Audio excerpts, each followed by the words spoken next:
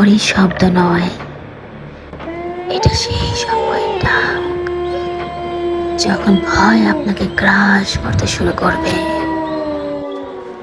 Welcome to nightmare.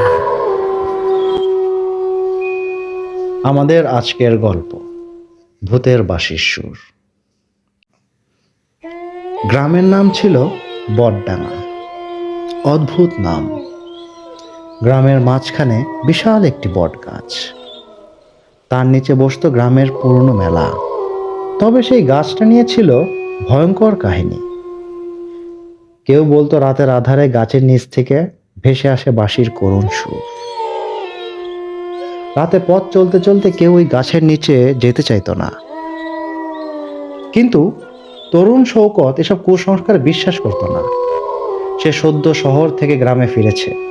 শহরে আধুনিকতায় মগ্ন শওকত এসব ভূতের গল্প নিয়ে হাসাহাসি করত। এক রাতে পূর্ণিমার আলোয় গ্রামটা স্নান করছে। শওকত ঠিক করলো বাঁশির সুরের সত্যতা নিজেই যাচাই করবে। হাতে একটা টর্চ আর বুক ভরা সাহস নিয়ে সে গাছের দিকে এগিয়ে গেল। গাছের কাছে পৌঁছে দাঁড়াতেই সে শুনল সত্যিই বাঁশির সুর, মৃদু, করুণ, যেন কোনো গভীর শূন্যতা থেকে বেরিয়ে আসছে। শওকত থমকে দাঁড়ালো। সে ভাবল এটা নিশ্চয়ই কেউ মজা করছে। কে আছিস, সামনে আয়, শওকত চিৎকার করল। কিন্তু সুর থামলো না, বরং আরো করুণ হয়ে উঠল।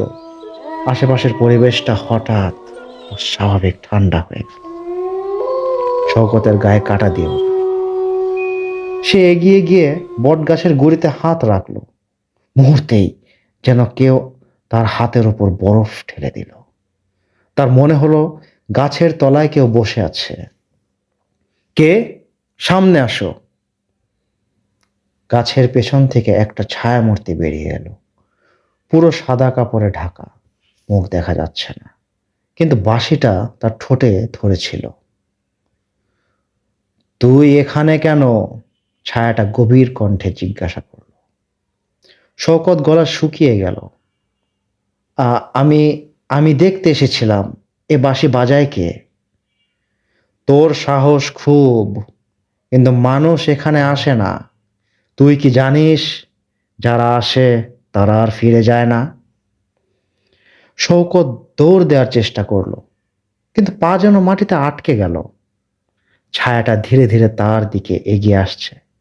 শওকত চিৎকার করতে গেল, কিন্তু গলা দিয়ে কোনো শব্দ বের হলো না।